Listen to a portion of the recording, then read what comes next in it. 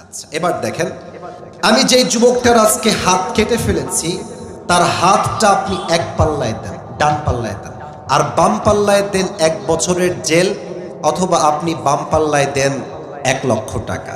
এখন বাম পাল্লায় আছে 1 লক্ষ টাকা, আর এখানে আছে 1 বছরের জেল, এইটা। আর ডানে আছে সেই যুবকটার হাত অথবা পা। যদি আপনি এমনি দাড়ি পাল্লা উঠান, বুঝে বলবেন, না বুঝে একটা কথা বললেন না, মহারাজপুরের ভাইয়েরা মানুষ সম্মানে নষ্ট হয়ে যাবে। কিন্তু এই দাড়ি পাল্লা যখন উঠাবেন, এক পাশে 1 বছরের জেল 1 লাখ টাকা, আর একদিকে যুবকের ভাঙ্গা পা, সমান সমান হবে? হ্যাঁ, রাইট আনসার, সমান সমান হবে। আচ্ছা, এই কোরআন কি বলছে? যদি কেউ কারো চোখ উঠায় ফেলে, তার চোখ উঠায় ফেল। যদি কেউ কারো ঠ্যাং ভেঙে দেয়, তার ঠ্যাং তুমি ভেঙে দাও। চোখের বদলে চোখ, নাকের বদলে নাক, ঠোঁটের বদলে ঠোঁট, হাতের বদলে হাত, পায়ের বদলে পা, জানের বদলে চান নিতে হবে যুবক ভাই। এবার আসেন, আমি যে যুবকটা ঠ্যাং কেটে দিয়েছি, ওর ঠ্যাং নিয়ে আসেন, দেন ডান পাল্লায়। আবার আমার ঠ্যাংটা কেটে দেন বাম পাল্লায়, টান দিবেন, দেখবেন দুই পাশে সমান সমান হয়ে গেছে, ঠিক কি না? ওয়ামান হাকামা বিহি আদালা, এই কোরআন দিয়ে যে আইন জারি করবে, সেই তো ইনসাফ ভিত্তিক আইন জারি করলো। আর এই কোরআনের রাজ এই জমিনে কায়েম হবে। আমরা যদি আবার জীবন দিতে হয়, তাজা রক্ত দিয়ে শহীদ হয়ে আল্লাহর জমিন, আল্লাহর রাজকে কায়েম করেই ছাড়বো যুবক ভাই। তাহলে এই কোরআন দিয়ে ইনসাফ ভিত্তিক রাজ কায়েম করা কি অসম্ভব না সম্ভব? আচ্ছা, সেকেন্ড কথা বলি, এই দেশে ধর্ষণ আছে না? শুনি নাই, আছে না? চাপায়ের এই যে রোডটা, আপনাদের মহানন্দা ব্রিজের যে রোডটা, একটা মেয়ে যদি রাত 1টার সময় হেঁটে যায় রাস্তা দিয়ে, আপনারা মন থেকে বলেন, সে কি তার ইজ্জত রক্ষা করতে পারে? আপনি কি 100% কনফার্মলি ইয়েস বলতে পারবেন? ইয়েস বলতে পারবেন? উত্তর হবে, যে কোনো যুবক তাকে রেপ করতে পারে। কথা ঠিক আছে কিনা বলেন? আচ্ছা বলেন তো, নবীজির যে শহর, নবীর শহর, শহরের নামটা কি? নবী যে রওজায় আছেন, সে শহরটার নাম কি? আমি গিয়েছি মদিনায়, একটা শান্তির শহর, গেলেই মনে হবে আপনারা জান্নাতের বাগানে প্রবেশ করেছে। সুবহানাল্লাহ। আচ্ছা, আমাদের দেশে একটা ব্র্যান্ড, মানে পুরো পৃথিবীতে ভাইরাল, নাম হচ্ছে আইফোন। নাম শুনছেন না? আরে আইফোনের নাম তোমরা শুনবা না কেন? কিছু কিছু মেয়ের রুচি এত খারাপ, আইফোন 16 প্রো ম্যাক্স পাওয়ার জন্য কক্সবাজার পর্যন্ত এরা চলে যায়। আল্লাহ এদেরকে হেদায়েত দান করুন, সকলে পড়া আমিন।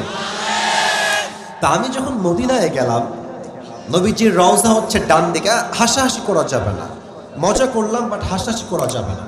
এই ডান দিকে মদিনার রওজা নবীজির, আর আমি ঠিক তার সামনে শুয়ে আছি। রাত বাজে প্রায় 11টা। আমার কার্ড, টাকা, আইফোন, মানি ব্যাগ, আর একটা এক্সট্রা ফোন, আমার কাছে 2টা ফোন বা 3টা ফোন অলওয়েজ থাকে, কাজের স্বার্থেই আমি রাখি। তো এই 2-3টা ফোন আমি সামনে রেখেছি বুকের, টাকা রেখেছি, মানি ব্যাগ রেখেছি, সব আমার বুকের পাশে। আমি ঘুমিয়ে গেলাম মদিনায় নবীজির রওজার সামনে, সব কিন্তু ওপেন, পুরোটাই খোলা, যার মন চায় সে নিতে পারবে। আমি হঠাৎ করে ঘুমায় গেলাম, এতটা শান্তির ঘুম আমার আসছে, নিয়ত করেছিলাম তাহাজ্জুদের সময় উঠে তাহাজ্জুদটা পড়বো, বাট তাহাজ্জুদটা আমি পড়তে পারি নাই। যখন ফজরের আজান দিয়েছে, তখন আমার এক্স্যাক্ট ওই টাইমে ঘুম ভেঙেছে। আমি ঘুম থেকে উঠে দেখছি আমার আইফোন যেখানে ছিল, টাকা যেখানে ছিল, মানি ব্যাগ যেখানে ছিল, এক্সট্রা ফোন একটু সাইডে রেখেছিলাম, যেখানে যেমনভাবে রেখে দিয়েছি ঠিক সেখানেই সব জিনিসগুলো ওইভাবেই আছে। আচ্ছা, আপনি যদি আমাদের দেশের রেল লাইনে ঘুমান, ট্রেনের জন্য অপেক্ষা করছেন, আপনি তো আন্ডার প্যান্ট রাখলে আন্ডার প্যান্টও চুরি হয়ে যাবে রে ভাই, এটাও থাকবে না। তো আচ্ছা দেখেন, সৌদি আরব এমন একটা দেশ, যেই দেশে কোরআনের সব রাজ কায়েম হয় নাই। সব আদেশ কি কায়েম হয়েছে? সৌদি আরবে এখন কিন্তু ওপেনলি সিনেমা হল শুরু হয়েছে। আমরা স্পষ্ট প্রতিবাদ করি, নবীজির শহরে সিনেমা হলকে আমরা 1 বলছি এটা আমরা বরদাস্ত করতে পারি না, ঠিক কিনা বলে? তো সৌদি আরবে চুরির ক্ষেত্রে একটা আইন পাশ করা আছে, এটা কোরআন অনুযায়ী, ওয়াসারিকু ওয়াসারিকাতু ফাকতাউ আইদিয়াহুমা, চুরি যদি কেউ করে হাত কেটে দাও, এটা ওখানে আইন আছে। তো এই একটা আইনের জন্য সৌদি আরবে চুরির সংখ্যা পুরো পৃথিবীর চাইতে কম। সুবহানাল্লাহ পড়ে সবাই। একটা বিধান কোরআনের আইন জারি করেছে, চুরি হয় না, ডাকাতি হয় না, ধর্ষণ হয় না, জেনা হয় না। আমার তো বিশ্বাস নবীর আদর্শের প্রত্যেকটা আইন বিধান, আল্লাহর প্রত্যেকটা আইন বিধান যদি পুরো পৃথিবীতে কায়েম হয়ে যায়, পুরো পৃথিবীর শান্তির স্বর্গরাজ্য হয়ে যাবে। অতএব ডক্টর ইউনূস সাহেব এসেছেন, প্রধান উপদেষ্টা আপনি আছেন, আপনি এই সমস্ত সিনেমার যারা নির্মাতা, যারা নাটক বানায়, বউকে দিয়ে ব্যবসা করে, এদেরকে উপদেষ্টা বাংলা চাপায়ের মানুষ কেন পুরো দেশের মুসলমান বরদাস্ত করতে পারবে না। কোরআনের রাজ কায়েম করেন। এবং শেষ কথা বলছি সবার জন্য, এটার রিয়াকশন চাই বাঘের মতো। শোনেন, শহীদ আবু সাইদের নাম শুনেছেন না? চাপায়ের সাউন্ড কমে গেছে আমার। শহীদ আবু সাইদ নাম শুনেছেন?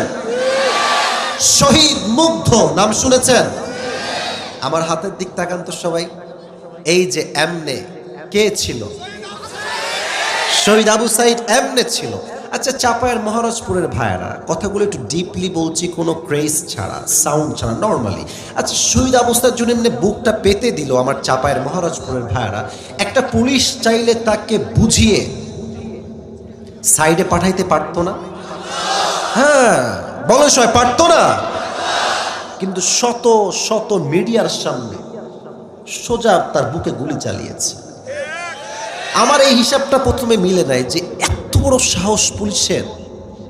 পরে হিসাব করে দেখলাম এটা কোনো পুলিশ নয়, এটা হচ্ছে সরকারের পা চাটা দালাল। আর একটা বিষয় আমার বুঝে আসলো, আপনার ভয়টয় পাচ্ছেন না তো ভাই? এদিকে তো সাউন্ড নাই, ভয়টয় পাচ্ছেন নাকি আপনারা? আগে হক কথা বললে বলতো রাজাকার, জঙ্গি, মৌলবাদী। বেটা, আজ সাহস থাকলে একবার বল রাজা, তোর পিঠের চামড়া একটাও থাকবে না এই চাপায়। তো যখন গুলি করলো ওপেনলি, হাজার মানুষ লাইভে দেখলো, ব্রডকাস্টে দেখলো, ফেসবুকে দেখলো, টিকটকে দেখলো, ইনস্টাগ্রামে দেখলো, ইউটিউবে দেখলো। জনগণ চাচ্ছিল যে দেশে আমরা কোটার সংস্কার চাই। বাট যখন গুলি চললো তার বুকের উপরে, আল্লাহ বললেন এবার শুধু কোটার সংস্কার না, এই পুরো দেশটাই আবার নতুন করে সংস্কার হবে। আল্লাহ বলছেন জালিমকে আমি পতন ঘটাবো।